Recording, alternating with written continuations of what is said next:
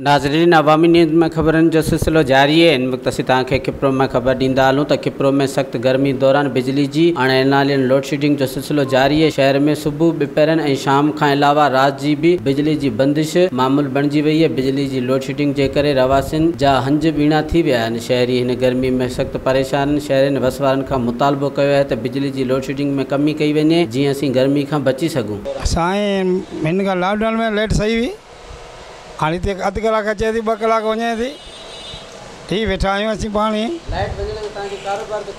साईं बिल्कुलु बंदि वेठा आहियूं, जनरेटर हले पियो साईं, तेल पिया हलायूं।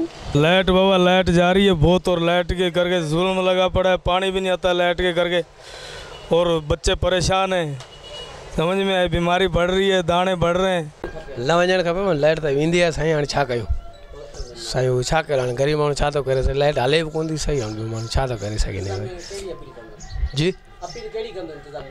अपील हाणे जेको गॾिजी सभु उहे हिक ॿिए खे चई अॻिते हा लाइट सही हले। सीज़न जो टाइम लॻो पियो साईं। लाइट 2 कलाक ईंदी आहे, 2 कलाक ईंदी आहे। लाइट वधीक एतिरी माना कोन थी हले जेतिरा हू कंदा। पूरी कोन थी मिले। असां त घणी मजबूर आहियूं, गर्मी लगी पई आहे, हर ॻाल्हि थी पई आहे, छा कयूं। वधीक ख़बरनि ऐं तफ़सील जे लाइ विज़िट कयो असांजी वेबसाइट awamiNewsHD.com ऐं ॾिसंदा रहो अवामी न्यूज़ HD।